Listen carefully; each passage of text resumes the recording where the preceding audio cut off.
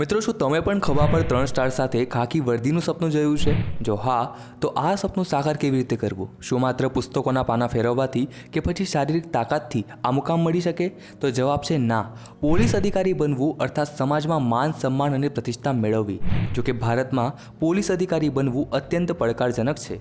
જો તમારું પણ લક્ષ્ય પોલીસ અધિકારી બનવાનું હોય તો આજે આપણે આ વિડીયોમાં પોલીસ દળની એક પ્રતિષ્ઠિત પોસ્ટ DYSP વિશે વાત કરીશું અને તેના વિશેની સંપૂર્ણ માહિતી મેળવીશું. નમસ્કાર મિત્રો, હું છું હર્ષ, તમારી સાથે અને સ્વાગત કરું છું આપ સૌનું બાપા ક્લાસીસમાં.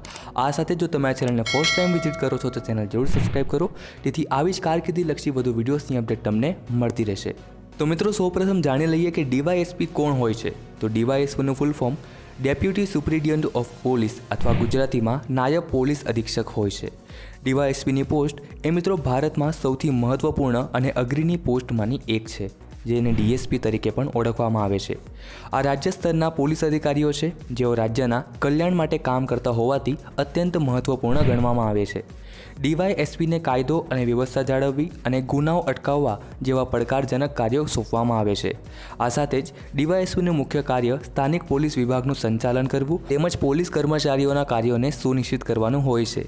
DYSPની પોસ્ટ એક ઉત્તમ અને પ્રભાવશાળી પોસ્ટ છે અને આ પોસ્ટ સુધી પહોંચવા માટે તમને ખૂબ જ શિસ્તબદ્ધ પદ્ધતિથી તૈયારી કરવી પડશે. ચાલો હવે આગળ જાણીએ કે તમે DYSP કેવી રીતે બની શકો છો. તેના માટે તમારો એલિજિબિલિટી ક્રાઇટેરિયા શું હોવો જોઈએ. તો મિત્રો, નાયબ પોલીસ અધિક્ષક અથવા DYSP બનવા માટે તમારી પાસે ટોટલ 2 રસ્તા છે. એક સીધો અને બીજો સબ ઇન્સ્પેક્ટરના પદ પરથી પ્રમોશન મેળવીને. જો તમે સીધી રીતે અથવા તો ડાયરેક્ટ DYSP બનવા માંગો છો તો ભારતના દરેક રાજ્યમાં રાજ્ય જાહેર સેવા આયોગ અર્થાત આપણા ગુજરાતમાં GPSC આ સિવિલ સર્વિસ પરીક્ષાનું આયોજન કરે છે. જો તમે આ એક્ઝામ પાસ કરો છો તો રાજ્ય પોલીસ એકેડમીમાં તાલીમ લીધા પછી તમે સીધા DYSP બની શકો છો.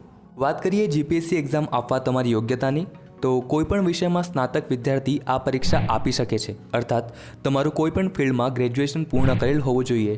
પછી ભલે તે BA હોય, BCom હોય, BSc, BBA, BCA કે પછી એન્જિનિયરિંગની કોઈપણ ડિગ્રી. આ સાથે જ તમારી ઉંમર 21 થી 30 વર્ષ વચ્ચે હોવી જોઈએ, જેમાં કેટેગરી વાઇઝ ઉંમરમાં તમને છૂટછાટ પણ જોવા મળશે. હવે આગળ DYSP બનવાના બીજા રસ્તાની વાત કરીએ તો તમે સબ ઇન્સ્પેક્ટરના પદ પછી આગળ પ્રમોશન થકી DYSP બની શકો છો. જો કે અહીં તમને ઘણો સમય લાગી શકે છે. તેમ છતાં જો તમને GPSC એક્ઝામ ટફ લાગતી હોય તો તમે PSI અર્થાત પોલીસ સબ ઇન્સ્પેક્ટર બની આ સપનું સાકાર કરી શકો છો. હવે PSI કેવી રીતે બનવું, તેની એક્ઝામ પેટર્ન શું છે, તો PSI વિશેની પણ સંપૂર્ણ માહિતી વિશે આપણે ઓલરેડી ચર્ચા કરી જ છે. તેમ છતાં જો તમે તે વિડીયો ન જોયો હોય તો તેની લિંક તમને કમેન્ટમાં તેમજ ડિસ્ક્રિપ્શનમાં મળી જશે.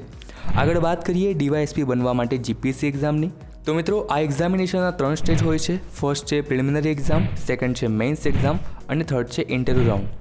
જે વિદ્યાર્થીઓ આ એક્ઝામિનેશનના 3 સ્ટેજને ક્લિયર કરે છે તેમજ પરીક્ષામાં સારું પ્રદર્શન કરે છે તો તેઓ DYSP બની જાય છે. વાત કરીએ DYSPની સેલેરી વિશે, તો DYSPની સ્ટાર્ટિંગ સેલેરી અંદાજે 53,000 રૂપિયાથી શરૂ થાય છે, જે વધીને અંદાજે 1.5 લાખ સુધી જાય છે. સો ફાઇનલી જો તમે ખરેખર DYSP બનવા માંગતા હોવ તો તૈયારીની શરૂઆત અત્યારથી જ કરી દો. આ જ સમય છે કંઈ કરી બતાવવાનો, આ જ સમય છે જિંદગીને સાચી દિશા આપવાનો. બસ તમારું લક્ષ્ય સ્પષ્ટ હોવું જોઈએ અને દિલથી સેવેલું હોવું જોઈએ. બાકી GPSC એક્ઝામ અને તેના સંપૂર્ણ સિલેબસ પર આપણે ઓલરેડી વિડીયો બનાવ્યો છે, જેની લિંક પણ તમને ડિસ્ક્રિપ્શનમાં તેમજ કમેન્ટમાં મળી જશે. સો ફ્રેન્ડ્સ, આઈ હોપ આ વિડીયો તમારા માટે હેલ્પફુલ રહ્યો હશે. છતાં જો હજુ પણ તમારા મનમાં DYSP કે પછી GPSC સંબંધિત કોઈ પણ પ્રશ્ન કે મૂંઝવણ હોય તો તમે કમેન્ટ કરી પૂછી શકો છો. તમને તેનો અચૂક ઉત્તર મળશે. આ સાથે જ કરીએ વિડીયોની સમાપ્તિ. ફરી મળીશું કારકિર્દી સંબંધિત નવી માહિતી સાથે. ત્યાં સુધી જય શ્રી કૃષ્ણ.